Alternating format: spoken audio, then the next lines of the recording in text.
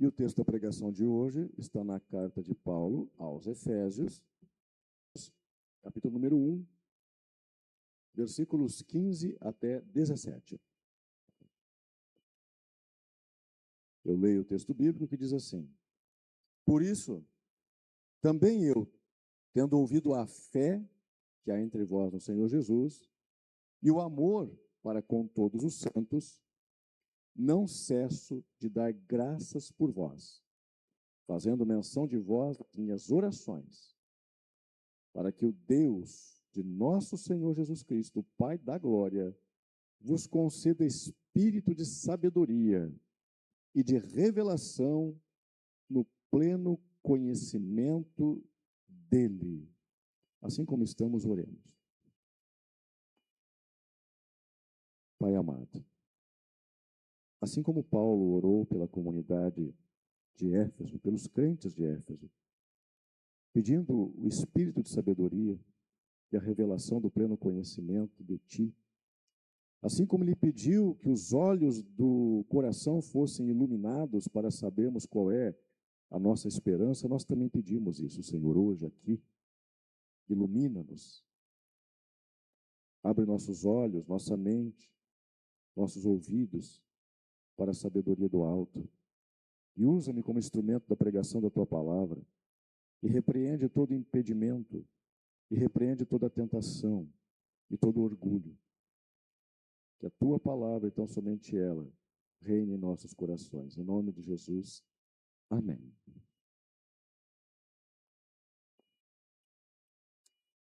Como podemos preservar convicções bem arraigadas num mundo e numa sociedade pluralista, com diversidade de pensamento, sem incorrermos nem no ódio da intolerância e nem no relativismo do sincretismo. Como é possível sustentarmos convicções numa sociedade plural, fugindo dos extremos do ódio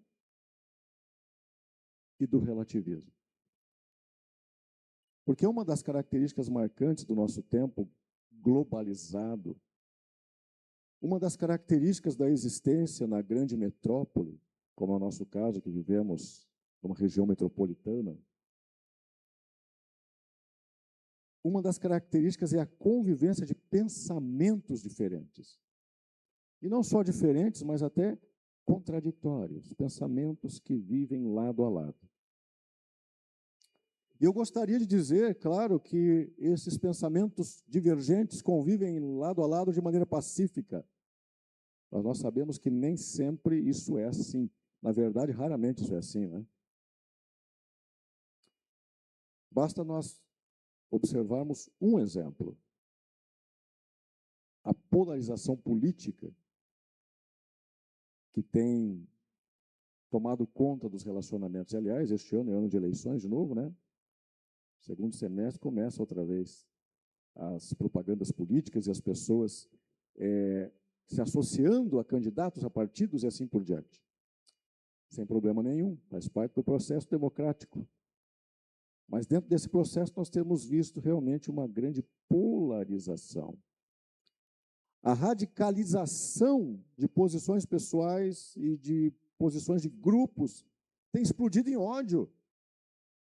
Por causa de posições políticas diferentes, amizades são desfeitas, famílias são rompidas, relacionamentos fragilizados. E eu estou mencionando apenas a política como exemplo, mas isso se estende, queridos, a todas as áreas da vida. O ódio, ele pode estar presente no trabalho, no lazer e até mesmo na religião.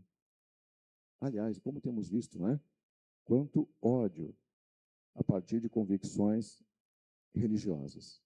Pessoas se odiando, se opondo, se ofendendo, sendo violentas umas contra as outras por causa de convicções religiosas. Por isso também cresce o número de pessoas, se por um lado tem a radicalização, por outro lado cresce o número de pessoas que dizem política, futebol e religião. Vocês sabiam o que eu ia dizer? Vocês têm o dom de ler pensamentos, é? Olha só. Política, religião, futebol não se discute. O que é que está por trás desta frase? Por trás desta afirmação, geralmente, se está querendo dizer que não existe uma escolha melhor entre partidos, entre times e entre religiões. Não tem uma escolha melhor, não tem uma escolha certa. Tudo é apenas uma questão de gosto pessoal. É isso que se quer dizer quando não vale a pena discutir, porque tudo é uma questão de gosto pessoal. Então vocês vejam que a cultura do nosso tempo, ela oscila entre uma radicalização extremista que leva ao ódio, à separação, e um relativismo que diz que não existe verdade absoluta, é tudo uma questão apenas de escolha e gosto pessoais. E a igreja, agora vamos falar da igreja de Jesus Cristo, o povo do Senhor Jesus, aqueles que declaram Jesus como seu Senhor e Salvador. A igreja existe no meio dessa cultura, que oscila entre esses extremos. E a própria igreja corre o risco de praticar tanto um relativismo que leva a um sincretismo. O que é sincretismo? A mistura de crenças, a mistura de elementos de adoração de várias religiões diferentes, como se isso fosse bom.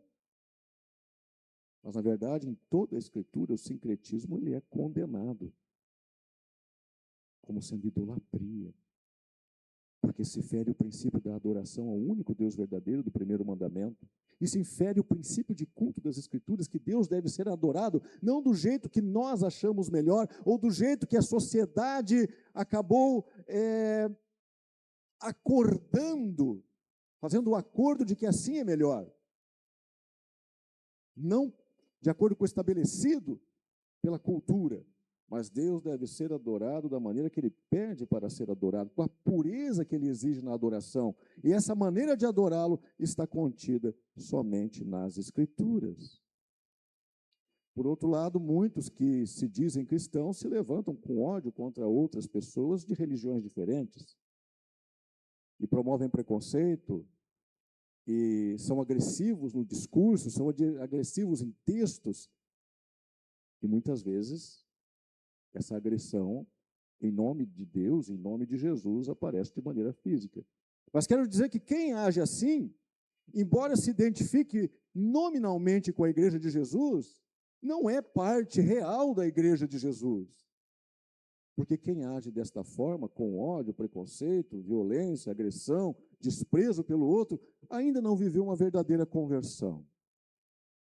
O que nós vamos aprender hoje aqui da igreja de Éfeso é que existe, sim, entre o ódio e o relativismo, uma maneira de viver que é coerente e que agrada a Deus. A comunidade de Éfeso é um exemplo. Veja bem, só para a gente contextualizar. Nos dias do apóstolo Paulo, a cidade de Éfeso tinha entre 200 e 250 mil habitantes. Então, para a antiguidade, uma grande cidade. Ela ficava no litoral, ela era um porto, um entreposto comercial estratégico. Então, ela recebia gente do mundo todo. Ela era a capital da Ásia Menor, que hoje é a Turquia, mas naquela época era conhecida como Ásia Menor. Éfeso era a capital. Então, era um lugar do encontro de culturas. Havia muitas também religiosidades. Nós ouvimos lá no texto de Atos 19, por exemplo, uma das maravilhas do mundo antigo estava lá, que era o templo de Diana. Eles adoravam a deusa Diana como a patrona da cidade. Ali havia o culto ao imperador, porque era a capital. Ali se praticava magia e ocultismo. Nós ouvimos em Atos 19 que muitas pessoas que se converteram ao Senhor trouxeram livros de magia e queimaram. Esses livros que eram queimados eram muito valiosos, muito preciosos. Então, pessoas estavam renunciando, de fato, às suas práticas de ocultismo e não considerando, inclusive, o prejuízo financeiro que podiam ter com isso, por amor a Jesus. Ali naquela cidade, nós vimos os discípulos de Jesus Cristo sofrendo preconceito por causa da sua fé.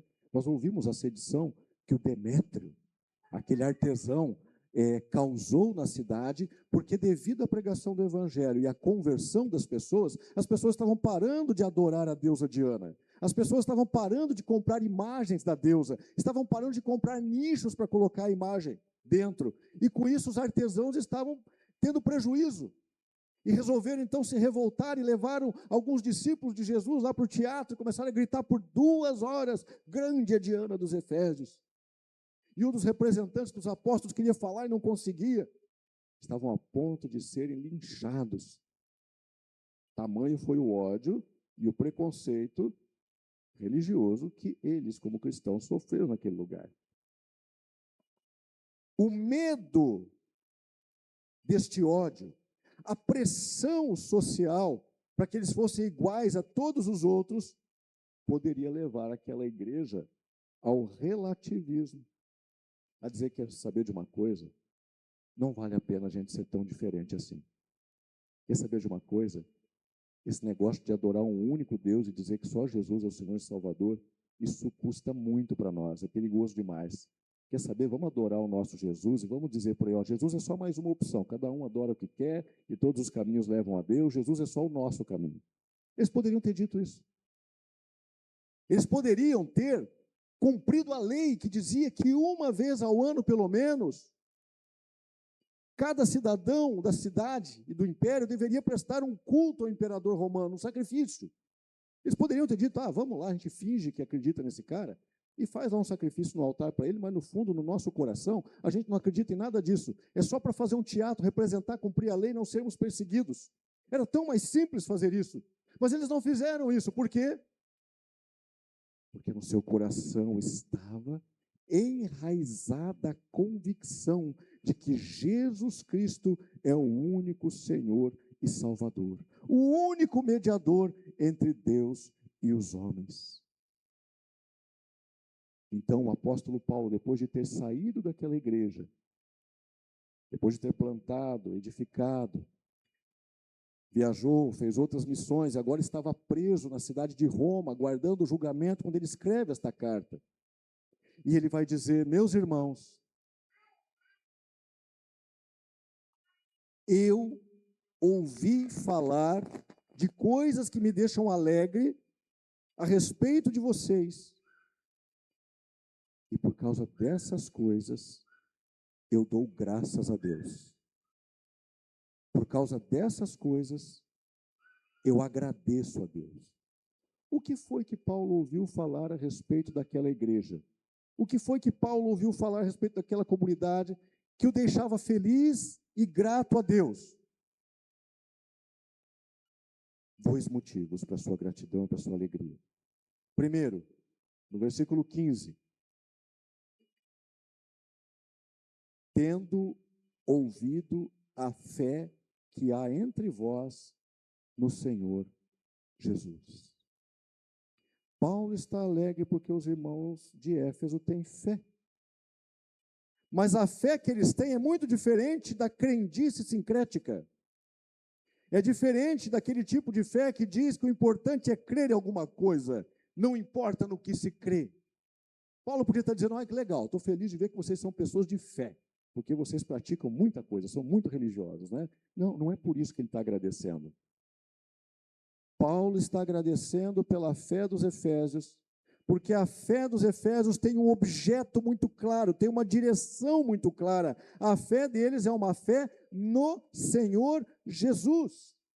É uma fé diferente de otimismo, daquele pensamento positivo que diz, no final tudo vai dar certo. Pensar positivamente é bom, né? Claro, dá um ânimo para as pessoas. Mas não é dessa fé que o apóstolo Paulo está falando. Paulo está falando de uma fé em Jesus como Senhor. E essa palavrinha, esse substantivo faz toda a diferença. Jesus Cristo é o Senhor, e eu tenho ouvido falar que vocês creem que Jesus é o Senhor. Vocês creem que Jesus é quem reina sobre tudo e sobre todos. Não é César, não é o cônsul, não é Diana, não são os espíritos malignos que esses bruxos e feiticeiros da cidade estão invocando. Mas vocês creem que existe apenas um Senhor, apesar de toda a oposição que vocês receberam, de todo o ódio e preconceito que vocês têm sofrido, vocês não abandonaram esta fé, de que na unidade da Trindade, com o Pai e o Espírito, Jesus é o único Deus e o único Salvador. A fé dos Efésios era uma entrega a Jesus Cristo. Segundo lugar, ele diz no mesmo versículo: ouvi falar da fé de vocês e do amor de vocês para com todos os santos. Paulo está feliz porque aquela comunidade tem amor. Olha que interessante, queridos, a fé dos Efésios não era uma fé relativista, ela era radical. Porque ela tinha suas raízes lançadas sobre Cristo. E não se desviavam de Cristo, não se abalavam para nenhum outro lugar. Mas diferente do que o mundo quer fazer pensar, de que uma fé radicada em Jesus gera ódio, a fé em Jesus produziu amor. E é isso que uma verdadeira fé produz, amor. Sabe por quê? Porque em 1 João, capítulo 4, versículo 8, nos é dito que Deus é amor. Jesus é o amor encarnado. É o amor que se fez pessoa e viveu entre nós, manifestando-se entre os homens e mostrando como amar. Quando recebemos Jesus pela fé, nos unimos a Jesus. E pela fé, o Espírito Santo habita em nós e ele nos capacita a amar como Jesus amou. Em 1 João, capítulo 4, versículo 19, o apóstolo afirma: nós amamos porque ele nos amou primeiro. Porque Cristo nos ama, recebemos o amor e podemos amar. O próprio Jesus nos ensinou, em João, capítulo 15, versículo 13, no Evangelho: não existe maior amor do que este, quando alguém dá a vida pelos seus amigos.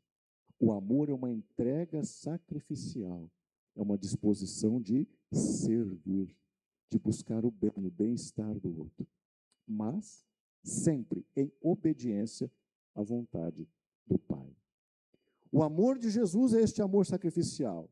É capaz de servir, é capaz de perdoar até mesmo o inimigo. Não foi isso que nós lemos em Mateus 5, versículo 44? Vocês ouviram: odeiem o inimigo de vocês, mas eu digo: amem os vossos inimigos, orem por aqueles que perseguem vocês. Paulo está elogiando a comunidade de Éfeso pelo amor que eles têm por quem? Por todos os santos. Não, a comunidade de Éfeso não tinha amor por um suposto panteão de cristãos santificados no céu. Isso não existe. Isso é superstição e é idolatria. Não tem testemunho bíblico para isso. Santos são aqueles que foram chamados pelo Evangelho, creram, confessaram seus pecados, foram purificados e santificados. Você que crê em Jesus e declarou Ele como Senhor e Salvador, você é um santo de Deus, você é uma santa de Deus.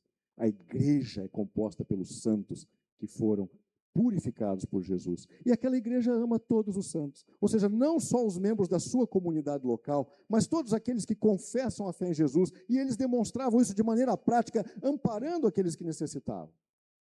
Mas é interessante, se por um lado o amor e o cuidado devem ser direcionados prioritariamente aos domésticos da fé, à família da fé, o amor da igreja não pode ficar limitado à família da fé.